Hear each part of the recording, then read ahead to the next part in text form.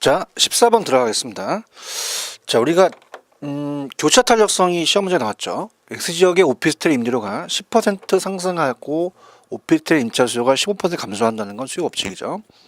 이 지역의 소형 아파트의 임차 수요가 5%가 증가했다. 그럼 이걸 그냥 그대로 제가 식을 만들어 볼게요. 자, 소형 아파트의 임차 수요의 교차 탄력성. 자, 어떻습니까? 두 재화 관계에 대한 게 교차 탄력성이죠. 자, 그러면 다른 재화에 대한 가격이 들어가요. 그래서 얘가 그대로 일로 들어옵니다. X지역의 오피스텔의 가격이 10% 상승했다는 자체가 일로 들어가는 거죠. 그러면은 우리가 X지역의 오피스텔이 10% 가격이 상승을 했었다. 그럼 다른 재화의 가격에 대해서 해당 재화에 대한 수요잖아요. 그건 어떻습니까? 요게 이제 들어오겠죠. 소형 아파트의 임차 수요가 5% 증가했다. 그럼 우리가 소형 아파트에 대한 수요가 5%가 증가했다는 얘기예요. 자, 그러면 대체 관계잖아요. 그래서 우리가 X지역의 오피스텔 임대료가 다른 재화의 가격이라고 한다면 지금 소형 아파트의 임차 수요의 교차 탄력성 해당의 어떻습니까? 소형 아파트 임차 수요가 증가했다는 것은 소형 아파트의 가격 때문이 아니라 오피스텔의 가격 때문에 그런 거죠.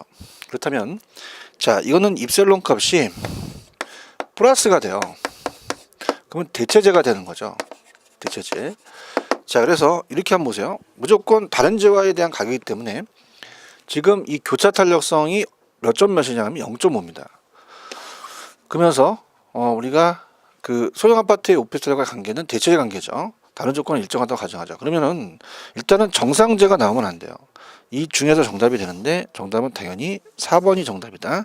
이렇게 해서 교차 탄력성이 나왔습니다. 그래서 4번이 정답이라는 거. 제가 분명히 이것도 예상을 했었어요. 그래서 올해는 소득 탄력성보다 교차 탄력성이 나올 겁니다 라고 하는데 나왔죠. 이렇게 한번 보시고요. 그래서 우리가 그 시험 문제는 소득 탄력성, 가격 탄력성, 소득 탄력성, 교차 탄력성인데 우리 이제 올해는 교차 탄력성이 나왔습니다. 그러면 내년에는 이제 소득 탄력성이 나올 수가 있다라는 것도 한번 생각을 해보시고요. 그 다음에 이제 15번으로 갑니다. 자, 15번은 시장 파트입니다. 시장 파트가 문제가 이제 한 문제 정도가 나왔죠. 그래서 이제 할당 효율적 시장이라는 걸 물어봤어요. 할당 효율적 시장은 초과이익이 발생하지 않습니다. 존재하지 않죠. 자, 그래서 어떤 게 이제 틀렸냐면 답부터 본다면 자, 부동산 시장에 관한 설명으로 틀린 것은 자, 일단은 정답은 3번이 정답입니다. 자, 할당 효율적 시장이라는 자체는 초과 이윤이 발생하지 않아요. 정상 이윤만 발생하죠. 그럼 초과 이윤이 발생하지 않기 때문에 자, 초과 이윤이 존재한다는 자체는 우리가 어떻습니까? 부동산 거래의 은밀성으로 인해서 부동산 가격이 가소평가나 가대평가되는 왜곡이 가능성이 높다는 것은 초과이윤이 존재한다는 뜻이거든요. 그럼 초과이윤이 존재하지 않기 때문에 높아지는 게 아니라 왜곡이 낮아지겠죠. 그래서 높아진다라는 게 틀렸습니다. 자, 그러면 다른 것들을 본다면 1번 부동산 시장에서는 어떤 특정한 지역에 국한되는 시장이 지역성 또는 지역시장성이 존재하죠. 그 지역마다 틀리니까요. 그 다음에 부동산 시장의 정보가 비대칭입니다. 정보의 차이가 있다는 얘기예요. 부동산 가격이 왜곡되는 현상이 나타나겠죠. 지역마다 우리가 어떻습니까? 정보가 다 다르니까 정보가 불안전해지죠.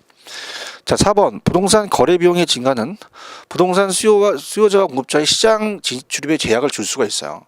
그래서 우리가 제약이 되다 보니까 불안전 경쟁 시장에 요인될 수도 있다. 자, 개별성의 특성은 부동산 상품이 다 틀립니다. 비동질성이니까 표준화되어 있지 않죠. 표준화하기가 어렵기 때문에 뿐만 아니라 시장이 복잡하고 다양하다는 자체는 맞는 얘기죠.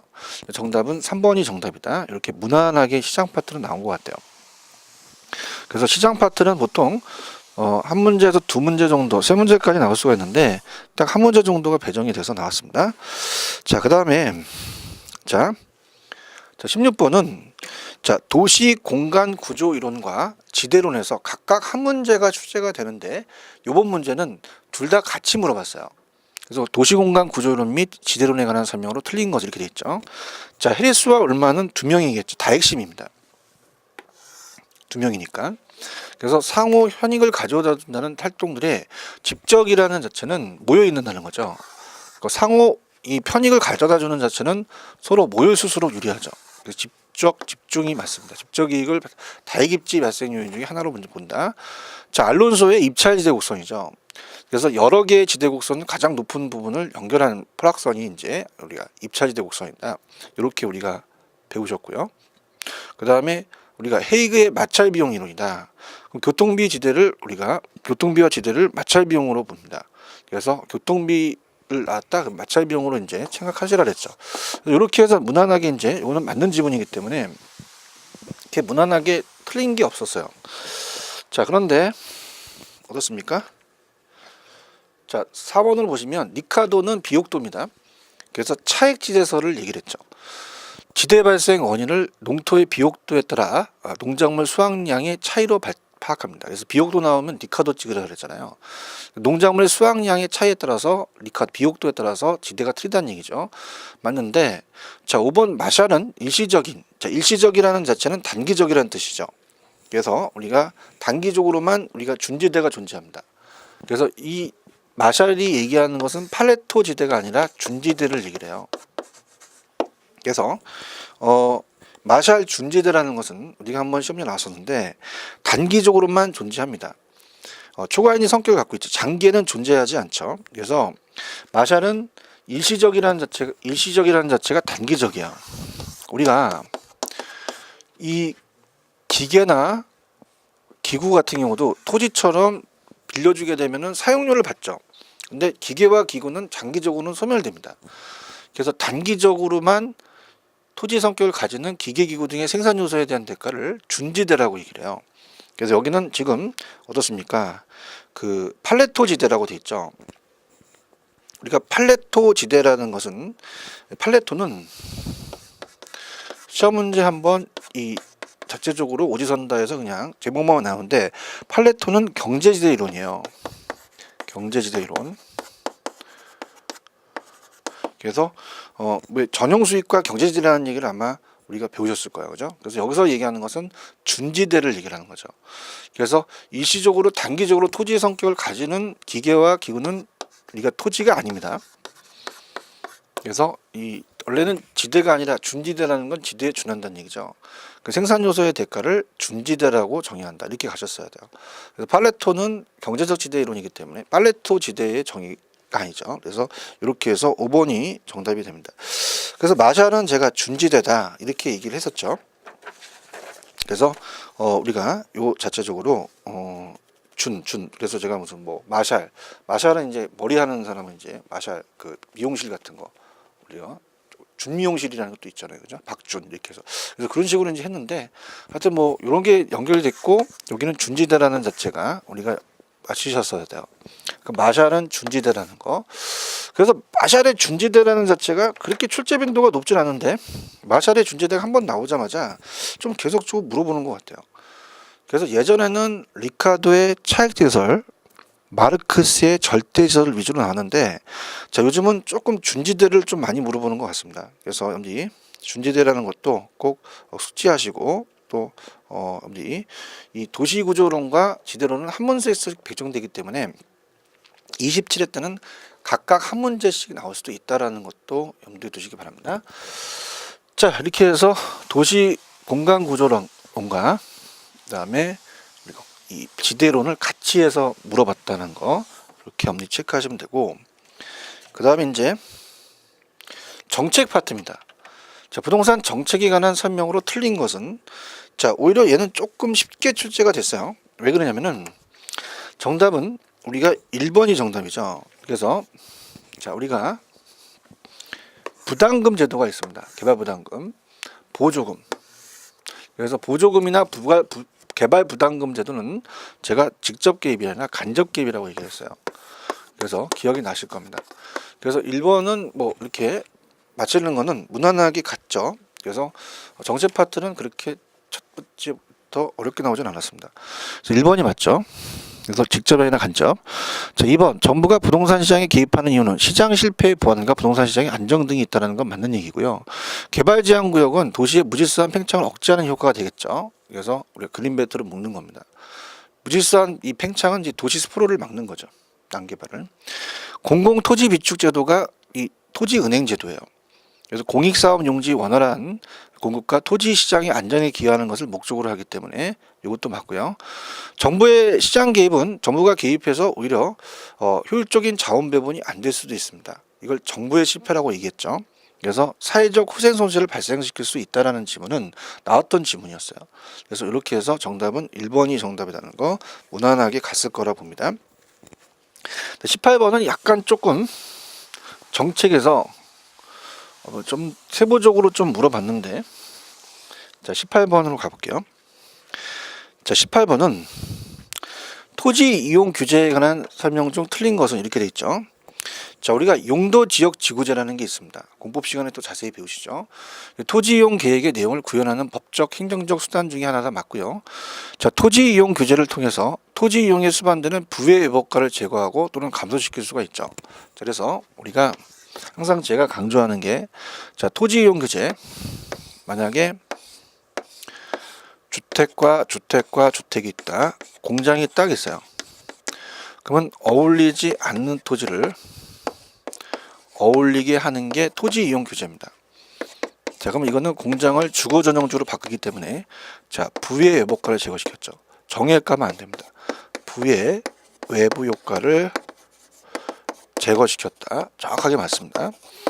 그 다음에 지구 단위 계획을 배우셨죠, 공법 시간에. 그래서 토지 이용을 합리화하고 그 기능을 중진시키며 미관을 개선하고 양호한 환경을 확보할 수 있다는 지문도 맞는 지문이에요.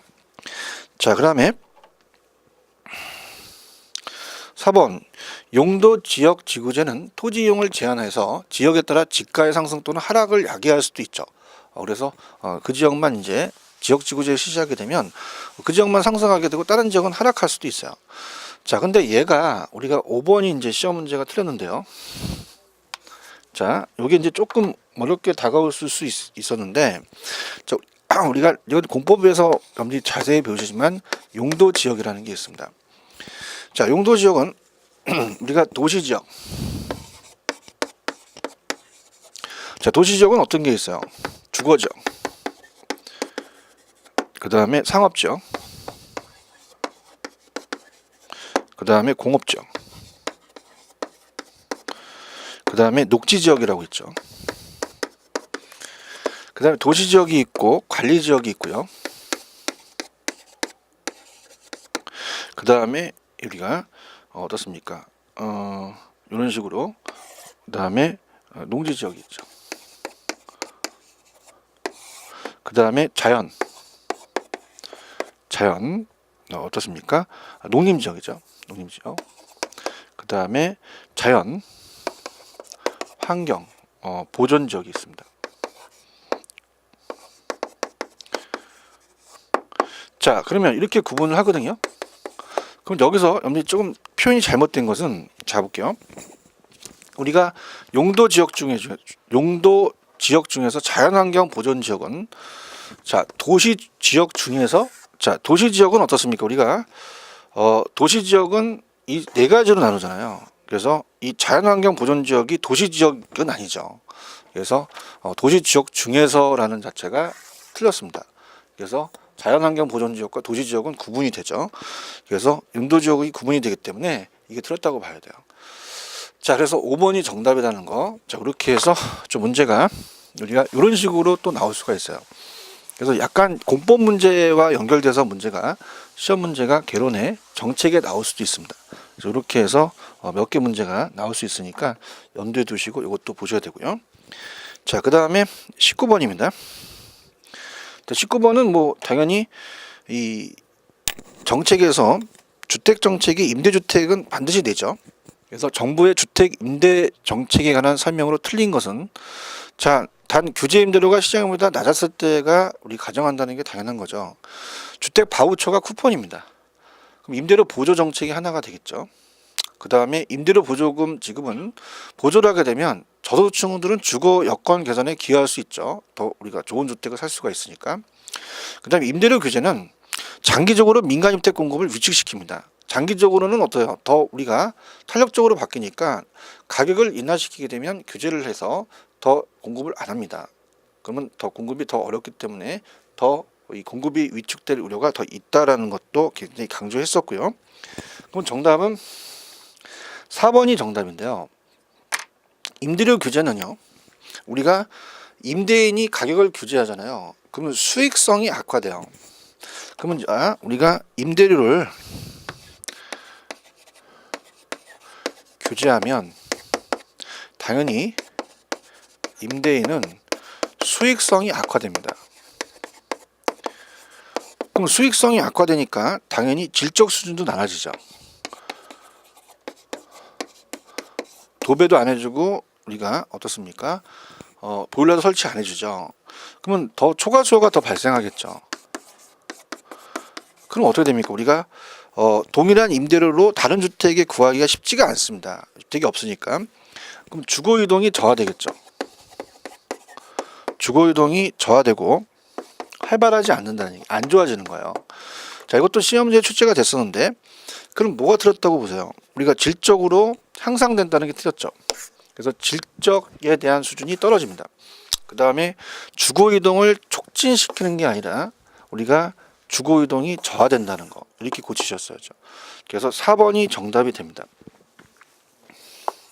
그 다음에 장기 전세주택이 또 나왔어요. 작년에 나왔었는데, 그래서 국가 지방자치단체 한국토지주택공사 LH공사 또는 지방공사가 임대할 목적으로 건설 또는 매입하는 주택에, 자, 20년이 작년에 요게 다른 게 나왔었거든요. 20년의 범위에서 전세계약의 방식으로 공급하는 임대주택을 말한다. 자, 이렇게 한번 말씀을 드리고 싶어요. 저도 박사학위를 받고 부동산을 박사를 받고 출제위원회 자격이 있습니다. 그러면 지금 19번에 5번은 정확하게 작년 문제를 낸 거거든요. 그럼 기출 문제가 중요하다는 얘기입니다. 작년엔 틀리긴 했지만 이번에는 옳긴 했죠. 그러니까 한계예요. 어차피 이 기출 문제를 가지고 출제원이 40문제를 내게 되면 오지선다에 대한 문항을 다 개인적으로 만들 수는 없습니다. 그래서 기출 문제를 우리가 병행했다는 건 뭡니까? 우리가 19번에 5번은 틀렸던 것을 옳게 해서 다시 고친 거잖아요. 그래서 기출 문제가 상당히 중요하다는 얘기입니다. 정답은 4번이 정답이다. 이렇게 여러분들 보시면 되고, 그 다음에 20번 문제는 외부 효과라는 게 나왔는데, 자, 외부 효과를 또 우리가 시험 문제 그렇게 어렵게 되지 않았어요. 그래서 핀피하고 님비만 싹 바꿨거든요. 긍정적이냐 부정적이냐를 우리가 낸 거죠. 자, 그래서 외부 효과에 관한 설명 중 틀린 것을 이렇게 돼 있죠. 그러면 답부터 본다면 2번입니다. 자, 주위에 공원이 들어섰어요. 공원이 들어선 것은 핀피 현상입니다. 자, 핀피라는 자체는 Please in my front yard, 내 앞마당에 설치해 준다는 거군요. 님비는 아니에요. 님비는 부의 효과를 얘기합니다. 자, 부의 효과는 부정적이고 정의 효과는 긍정적이잖아요. 자, 그럼 어떻습니까? 얘는 우리가 만약에 쓰레기 밀입장이나 어떻습니까? 우리가 주위에 화장터가 들어서면 프랭카드를 걷습니다. 그러면 낫이에요, 낫. 그래서 얘는 플리즈, 핀피, 낫, 님비 이렇게 해서 반대적인 개념이다. 이렇게 가져가시면 됩니다. 그래서 정답은 2번이 정답이고, 1번 외부 효과. 자, 외부 효과라는 설명 틀린 것은 2번이에요. 자, 외부 효과는 어떤 경제활동과 관련해서 거래 당사자가 아닌 제3자, 의도하지 않았죠. 혜택이나 손해를 가져다 주면서 이에 대한 대가를 받지도 않고 지불하지 않은 상태, 정확하게 맞고요. 3번 인근 지역에 쇼핑몰이 개발됨에 따라 주변 아파트 가격이 상승했다는 건 긍정적이에요. 그럼 정의 효과가 나타나는 것으로 볼 수 있다. 그럼 정확하게 여러분들이 2번만 틀렸다는 것을 정확하게 골라내셨어야죠. 그래서 이렇게 보시고요. 그 다음, 자, 4번 부의 효과는 부정적이죠. 발생하는 시설의 경우는 발생된 외부 효과를 제거 또는 감소시키기 위한 사회적 비용이 발생할 수도 있죠. 그죠? 이걸 우리가 어떻습니까? 여러 가지. 그래서 여러 용도로 혼재되어 있어 인접 지역 간의 토지 이용의 상충으로 인해서 토지 시장의 효율적인 작동을 저해하는 경우는 또 부의 효과가 되겠죠. 안 좋은 거니까. 이렇게 해서 정리해 두시면 되고, 자, 그 다음에 투자 파트로 갑니다. 그래서 투자 파트는 문제가, 우리가 투자는 6문제가 출제가 됐죠. 6에서 7문제니까 딱 맞게 나왔어요. 자, 21번 부동산 투자의 기대 수익률과 위험에 관한 설명으로 오는 것은 단 위험회피형 투자자라고 가정하자. 투자안에 채택하기 위해서는 요구가 기대보다 크다? 아니죠. 바뀌었죠. 기대가 더 커야 되죠. 그래서 당연히 요구가 작아야 되죠. 바뀌었습니다. 그래서 1번 틀렸고요. 그 다음에 평균 분산 지배 원리에서 자, 우리가 평균은 수익이고 분산은 위험입니다. 자, A 투자안이 B 투자보다 기대 수익이 같은 경우다. 그럼 어떻습니까? 우리가 A와 B를 봤을 때 기대 수익률이 같대요. 그러면 기대 수익률이 예를 들어서 10%, 10%입니다. 근데 A 투자안보다 B 투자안이 기대 수익률 표준 편차가 더 크다. 자, 그러면 표준 편차라는 건 위험이잖아요. 표준 편차는. 그래서 자, A 투자안보다 B 투자안이 표준 편차가 더 크대요. 그러면 자, 얘가 7%고 얘가 2%면 당연히 A를 선택하겠죠. 기대 수익이 같으니까 편차가 작은 거.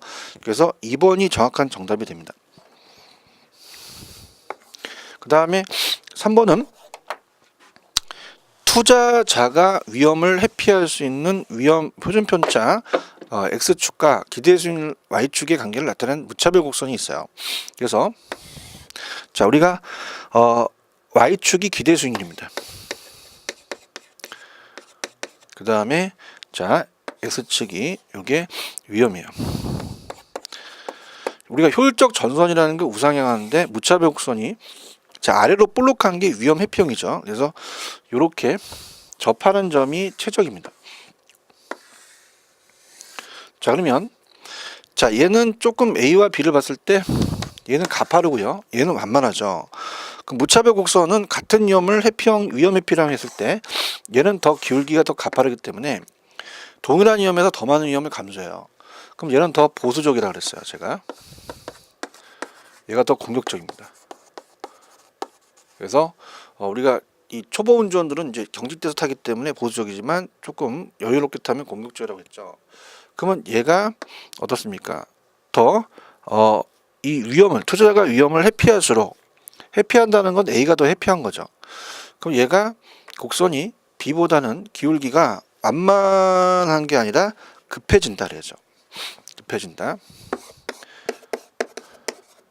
또는 가파르다 이렇게 됩니다. 그래서 요걸 이렇게 틀렸습니다. 그래서 이렇게 보시고 그 다음에 2번이 정답이라는 거 아시겠죠? 그 다음에 자, 어떻죠? 투자 위험 표준 편차와 기대 수익률의 부의 상관관계를 우리가 가진다? 자, 어떻습니까? 우리가 이 투자자가 위험 표준 편차가 기대 수익률은 위험이 높을수록 수익을 많은 걸 바랍니다. 그러면 비례관계예요. 이게 클수록 얘도 커지거든요. 그럼 부가 아니라 정의 관계죠. 플러스 같이 움직이니까 정의 상관관계를 나타낸다. 그래서 같이 움직이는 건 부는 반대고 정은 같은 방향이죠. 수익을 더 많이 바라기 때문에 부의 상관관계가 아니라 정의 상관관계다 이렇게 하셨어야 되고요. 자, 무위험률 수익률이 상승하게 되면 그만큼 투자자가 요구 수익률도 하락하는 게 아니라 상승한다고 하셔야 돼요. 상승시키는 요인을 갖고 있다. 이렇게 해서 우리가 정답은 2번이 정답이다. 이렇게 보시면 되고, 그 다음에 이제 22번이 난이도가 있었어요. 그래서 22번은 제가 순종 전주로서 여러분들 분명히 역수관계가 나올 겁니다. 이러한 문제는 유형이 있는데 자체적으로 여러분들이 어렵기 때문에 우리가 역수관계를 이용해서 여러분들한테 골라낼 수 있을 거라는 얘기를 했었죠. 다음 자료를 통해서 산정한 값으로 틀린 것은 단 주어진 조건의 하나다. 자, 분명히 제가 순종이라고 말씀드렸어요. 자, 순종. 제 야매에 순종하십니까? 이렇게 얘기했죠. 그러면 얘와 얘는 역수관계이기 때문에 자, 얘가 10이면 얘가 10%가 돼야 돼요. 자, 그래서 우리가 10%씩 10년이면은 회수를 하겠죠. 그죠? 자본 회수 기간을 얘기하기 때문에. 그 때문에 이 두 가지 중에서 시험 문제가 하나가 틀렸다는 얘기죠. 그래서 4번이 틀렸다는 얘기는 자, 이거는 여러분들 어떻습니까? 역수관계를 알았다면은 우리가 이렇게 맞출 수 있었을 거라고 저는 봅니다. 그래서 일단은 자, 이렇게 해서 순종이 역수죠. 순소득 승수와 종합자본율이 역수라는 자체를 노린 거예요. 실질적으로. 자, 그렇다면은 일단은 우리가 총 투자액은 10억이고 지분 투자액은 6억. 그러면 저당 투자액이 얼마겠어요? 일단 문제를 풀어드릴게요. 저당 투자액은 당연히 4억이 되겠죠. 세전현금수지 부채 서비스액 우리가 유효 총소득이 있는데 자 이렇게 봅니다. 자 우리가 가공기 유용순 부세 형세라는 거 아시잖아요. 자 그러면 순영업소득이 있습니다. 여기서 부채 서비스액을 빼요. 그러면 세전현금수지가 되죠. 세전현금수지. 자 그러면 순영업소득을 지금 몰라요. 부채 서비스액이 4천만 원입니다. 그러면은 얘가 우리가 세전이 6천이 되죠. 자 그러면 어떻습니까? 이게 1억이거든요. 1억에서 4천 빼면 6천이에요. 근데 위에서 더해버리면 1억이 된다는 얘기죠. 그죠? 그래서 얘가 1억이라는 건 얘와 얘를 더해서 1억이 된다는 얘기를 아셔야 됩니다. 그래서 천천히 우리가 4번부터 이제 풀어본다면 자 일단은 여러분들 어떻습니까? 1번서부터 천천히 가볼게요. 유효 총소득입니다. 유효 총소득. 자 그러면 우리가 조순 총은 총투자가 올라가죠. 총투자액이 올라가고 그 다음에 물어보는 유효소득으로 이제 나누게 됐죠. 근데 이제 지금 여기서 물어본 게 우리가 그 유효 총소득을 물어봤기 때문에 승수를 갖고 이용을 합니다. 그죠? 그래서 우리가 유효 총소득 승수는 5다. 그러면 총투자액이 올라가죠. 우리가 총이니까 총투자액이 올라가고 자 총소득으로 나눠버려요. 유효 총소득으로. 그러면은 자 유효 총소득을 지금 몰라요. 총투자액은 알아요. 그럼 얘와 얘를 바꿀 수도 있잖아요. 그럼 얘가 1로 가고 얘가 내려오잖아요. 그럼 5로 나누게 되면은 얘가 어떻습니까? 2억이 된다는 얘기예요. 그럼 어떻습니까? 2억에서 지금 10억을 나누면 5가 되잖아요. 2억이라는 게 맞죠. 그래서 맞고요. 그 다음에 2번은 순소득 승수입니다. 그럼 순소득 승수는 어떻게 됩니까? 우리가 총투자액이 올라가고 조수까지는 물어본 소득 나누겠죠.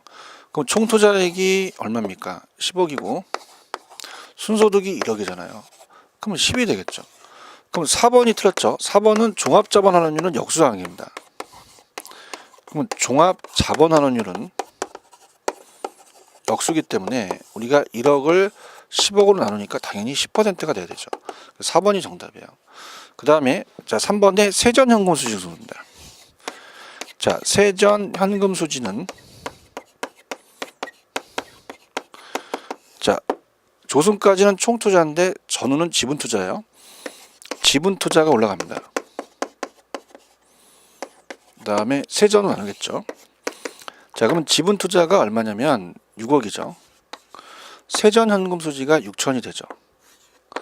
그러면 자 얘도 10배니까 10이 되겠네요. 자 그 다음에 부채 감당률 중요합니다. 부채 감당률은 자 부채를 감당하는 능률이죠. 순두부라고 그랬죠. 우리가 순영업수익이 올라가고요. 부채 서비스로 나눕니다. 자 그러면 순영업수익이 얼마를 했어요? 우리가 1억이죠. 부채 서비스이 4천이죠. 4천만 원이니까 우리가 2.5가 되겠죠. 그죠? 그래서 우리가 이런 식으로 여러분들이 풀게 되면은 정답은 4번만 틀었다. 근데 제가 분명히 얘기했지만은 순종이니까 우리가 4번을 정답으로 하셨어야 됩니다. 그래서 조금 제 야매를 믿고 가셨다면은 4번 정도를 맞힐 가능성이 높죠. 그죠? 이렇게 해서 연습을 하셔야 되고요. 그 다음에 이제 23번은 뭐 할인현금 수지 분석법을 냈는데 계산 문제는 안 냈어요. 그래서 이제 부동산 투자 분석 기법에 관한 설명으로 틀린 것은 그래서 그냥 지분만 냈습니다. 그래서 정답은 1번이 정답이에요.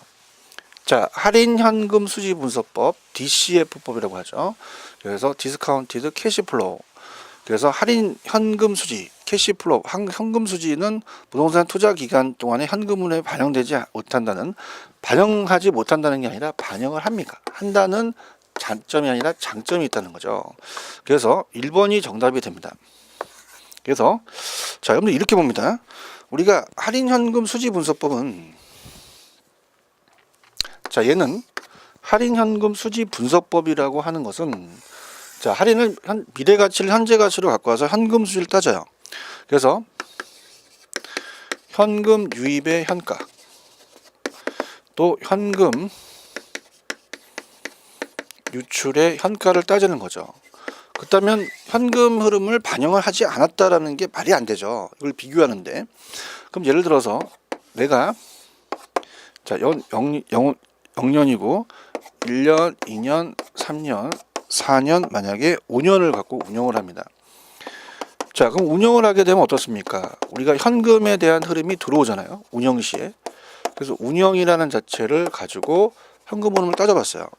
그 다음에, 자, 우리가 또 5년 후에 처분도 할 수 있습니다. 그럼 이런 다 우리가 이 처분에 대해서 또 돈이 들어오게 되면 유입에 대한 거죠. 그럼 현금 유입을 따질 수 있고요. 그 다음에, 자, 지금 우리가 처음 시도됐을 때, 취득했을 때, 만약에 20억이 취득액으로 들어갔다. 그러면 우리가 현금 유출이 됐잖아요. 나간 거죠. 그럼 당연히 현금 흐름을 반영하지 않았다는 건 말도 안 돼요. 현금 흐름을 반영한다는 장점이 있다고 보셔야죠. 그래서 1번이 틀렸습니다. 자, 회계적 이익률법은 화폐 시장 가치를 고려하지 않습니다. 그래서 화폐 시장 가치를 고려하는 것은 현가가 들어가거나 우리가 어떻습니까? 현가회수기간법, 그다음에 순현가법, 회계적 이익률법 안 들어가요. 어떻게 들어갔었어요? 내부순위법과 수익성지수법만 들어간다 그랬어요. 그래서 당연히 안 들어가고요. 그 다음에 순현재 가치가 net present value가 NPV가 0인 경우는 순효가 0이죠. 단일 투자인 경우는 수익성 지수는 1로 만듭니다. 맞죠? 순영, 수일. 그래서 순효가가 0이면 수익성 지수가 1이다. 4번 투자안의 경제성 분석에서 민감도 분석이 중요하다 그랬죠. 민감도 분석을 통해서 투입 요소 변화가 그 투자의 순현재 가치에 미치는 영향을 분석할 수 있다는 게 정확하게 맞고요. 투자 금액이 동일하고 순현재 가치가 모두 0보다 큰 두 개의 투자안을 비교 선택할 경우, 자, 부의 극대화 원칙에 따르면 순현가 가치가 큰 투자안을 채택하는 게 좋죠. 그래서 둘 중에서 가장 큰 걸 선택하는 게 낫다. 그래서 정답은 우리가 1번이 정답이다. 이렇게 가져가시면 되고요. 그 다음에 이제 포트폴리오도 그렇게 어렵게 나오진 않았습니다. 그래서 포트폴리오도 포트폴리오 이론에 따른 부동산 투자의 포트폴리오 분석에 관한 설명이다. 옳은 것 되겠죠. 자, 그래서 우리가 옳은 것을 고르라는 게 어려운 문제입니다. 그래서 1번 인플레이션, 경기변동, 체계적 위험은 피할 수가 없어요. 그물이 촘촘히 돼 있죠. 분산 투자를 통해서 제거가 가능하다가 아니라 불가능하다 이렇게 하셨어야죠. 불가능하다. 그 다음에 투자 자산의 우리가 상관계수가 1보다 작을 경우 포트폴리오 구성을 통한 위험 절감 효과가 나타나지 않는다. 나타날 수 있죠. 우리가 어떻습니까? 그 상관계수라는 게 0부터 우리가 상관계수는 0이 될 수 있고요. 그 다음에 우리가 0, 그 다음에 마이너스 1, 플러스 1이 될 수도 있어요. 자, 그러면 어떻습니까? 상관계수가 마이너스 1일수록 좋은 거죠. 그래서 우리가 이쪽으로 갈수록 더 우리가 굉장히 이 수익률의 움직임이 유사관계고요. 자, 이쪽으로 갈수록 상이합니다. 그래서 우리가 수익률의 움직임이 이쪽으로 갈수록 똑같다는 얘기죠. 플러스가 되면 안 돼요. 그럼 상관계수가 플러스 1이면 절대 분산 효과가 없습니다. 그래서 우리가 여기서는 상관계수가 1보다 작다라는 얘기는 포트폴리오 구성을 통한 위험 절감 효과는 나타나지 않는다가 아니라 나타난다고 봐야 돼요. 그래서 1보다 우리가 어떻습니까? 당연히 플러스 1까지가 있기 때문에 1보다 클 수는 없죠. 그래서 1보다 작은 경우는 플러스가 1이 아니기 때문에 위험 절감 효과가 나타날 수가 있다라고 봐야 되죠. 않는다가 틀렸습니다. 그 다음, 자, 두 개의 투자안의 수익률이 서로 다른 방향으로 움직일 경우, 자, 다른 방향의 경우는 자, 어떻습니까? 우리가 반대 방향이잖아요. 그러면 플러스가 되죠. 아니 마이너스가 되기 때문에 양이 아니라 플러스가 아니라 양이 아니라 부 마이너스 값을 가짐으로 위험 분산 효과는 작아진다 가진다 우리가 커진다 이렇게 하셔야죠. 커진다. 그래서 다른 방향으로 움직일 경우 좋잖아요. 다른 게 좋다 그랬고 너 상관이 여기 있니? 없어요. 상관이 작아야 돼요. 그래서 플러스가 아니라 마이너스가 좋다 그랬죠.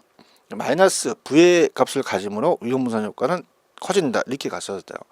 그래서 보시고 그 다음에 좀 전에 봤던 게 이제 효율적 전선과 무차별 곡선이 접하는 점이 최적이라고 말씀드렸죠.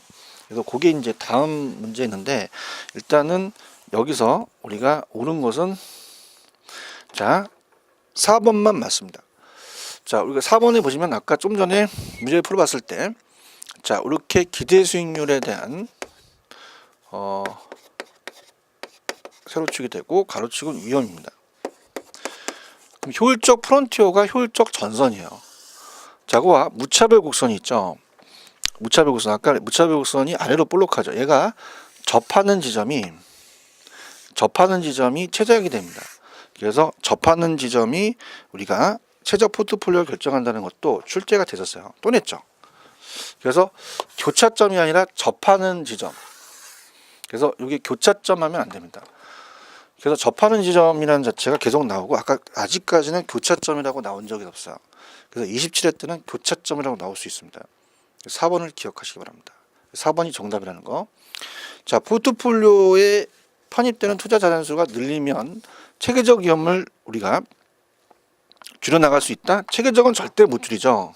줄일 수 있다는 자체는 비체계적을 줄여요. 체계적이 아니라 비체계적 위험을 줄여나갈 수 있으며 그 결과는 총위험을 또 줄어들게 한다. 자, 우리가 어떻습니까? 총은 체계적과 비체계적을 얘기하죠. 그러면 비체계적이 줄어든다면 당연히 전체적인 총위험도 줄어들 수 있다는 거예요.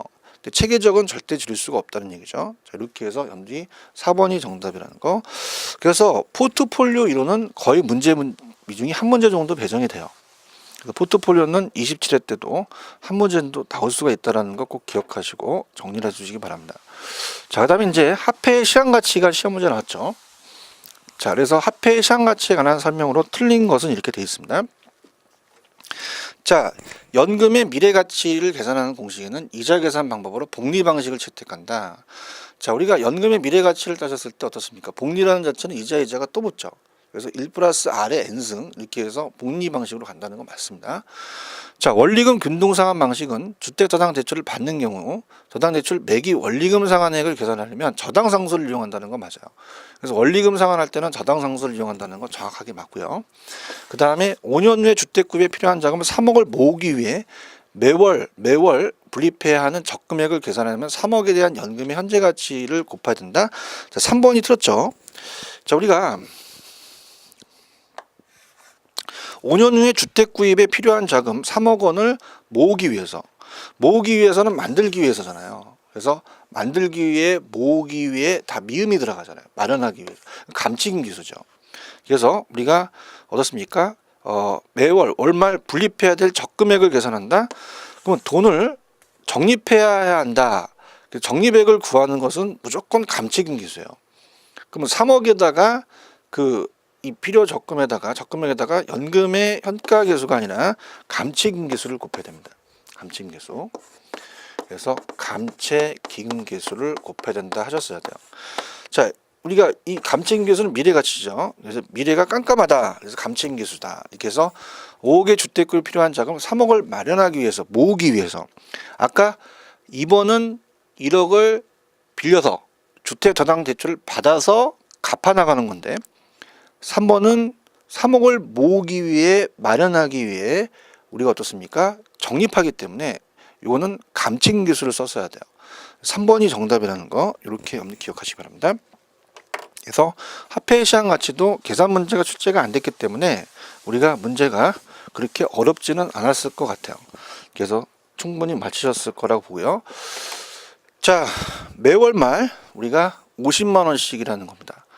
5년간 들어갈 것으로 예상이 되는 임대료 수입이 현재 가치를 계산하면 자, 이건 저당상수의 역수를 또 활용할 수 있잖아요.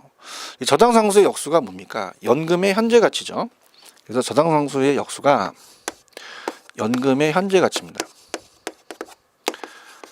현재 가치 계수기 때문에 자 매월 말 50만 원씩이라는 게 연금이잖아요. 연금 분석을 한다면 연금이고 5년간 들어갈 것으로 예상되는 임대를 현재 가치로 바꿨어요. 그럼 연금의 현재 가치죠. 그럼 저당상수의 역수가 연금의 현재 가치 계수로 이용할 수 있다라는 얘기고요. 자, 상환 비율과 잔금 비율을 합치면 1이 된다. 자, 이렇게 됩니다. 자, 만약에 전체 기간이 10년인데 1억을 빌렸어요. 그러면 만약에 6천만 원을 갖고 4천만 원이 남았어요.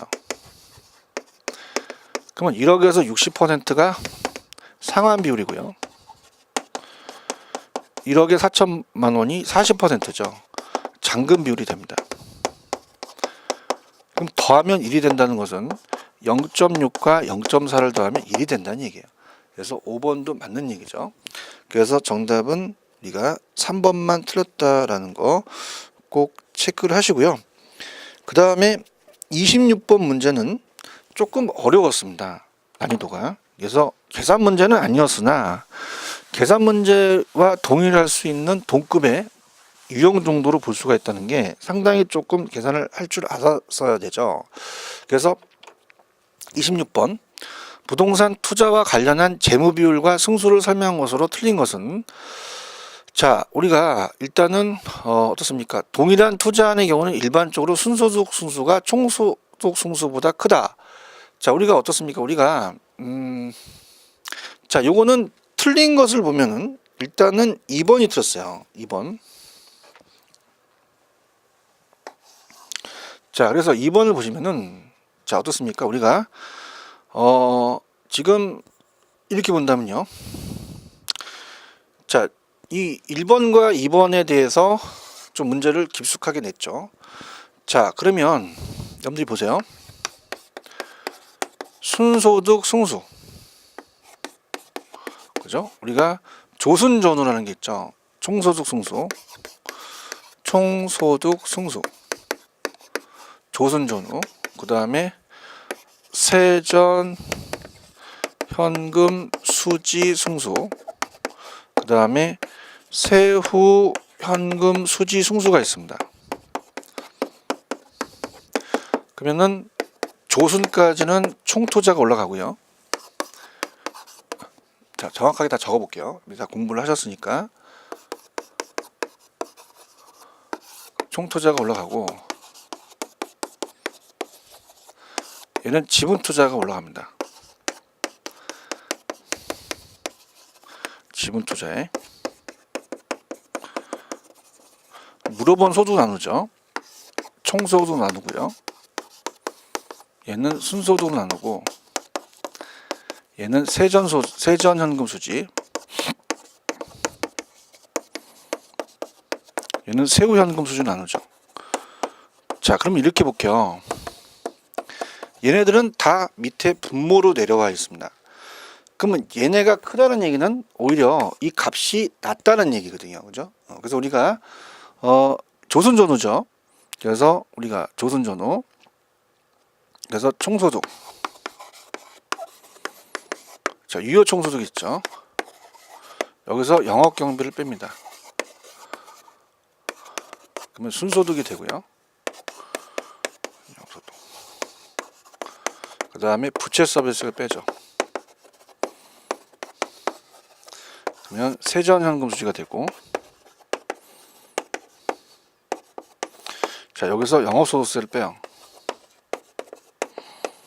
그럼 세후 현금 수지가 되죠. 자 그러면 자 여러분들 이렇게 봅니다. 우리가 일반적으로 위에 게 커요. 소득이 100원에서 10원 빼면 90원 10원 빼면 80원 10원 빼면 70원이 되거든요. 위에 게 큰 편이에요. 그러면 어떻습니까? 얘는 둘을 봤을 때는 얘가 더 크고 얘는 작죠. 근데 큰 게 더 불리하다는 얘기입니다. 그죠? 분모가 크게 되면 더 작다는 거죠. 그래서 순소득 승수가 이 총소득보다 승수 크다라는 걸 이해 가셨고요. 얘도 마찬가지예요. 얘도 마찬가지로 자 세전 소득이 세후보다 더 커요. 그럼 세전이 더 크다는 것은 얘가 분모가 더 크기 때문에 이 승수로 봤을 때는 세후가 더 큰 거죠. 그죠? 그래서 세전 현금수가 세후 현금수보다 크다라고 하면 안 됩니다. 작다라고 하셔야 돼요. 난이도 있었어요. 그죠? 이건 난이도 있었습니다. 그래서 이렇게 해서 2번이 정답이고, 자 3번 부채 감당률은 1보다 커야 되죠. 부채를 감당하는 능력이니까 순용업수익이 부채 서비스액보다 커야 돼요. 그럼 투자자로부터 발생하는 순용업수익 부채 서비스를 감당할 수 없다고 판단하는 건 1보다 작기 때문에 그렇죠. 그래서 정답은 2번이고요. 자 3번 LTV라는 게 있었잖아요. 담보 인정 비율은 통해서 투자가 재무 레버리지 효과를 얼마나 활용하고 있는지를 평가할 수도 있죠. 지렛대 효과입니다. 이 LTV가 담보 인정 비율이니까 얼마만큼 빌린 거에 따라서 이 지렛대 효과를 얼마나 활용하고 있는지를 평가할 수 있고, 자 앞쪽에서 LTV와 DTI 있었잖아요. DTI는 차입자의 상환 능력을 평가할 때 사용할 수 있다 그랬잖아요. 그래서 정답은 우리가 2번이 정답이다. 이렇게 해서 정리해 주시면 됩니다. 자, 여기까지 하고요. 좀만 쉬었다가 27번으로 우리가 기출문제 마무리하도록 하겠습니다. 좀만 쉬었다 가죠.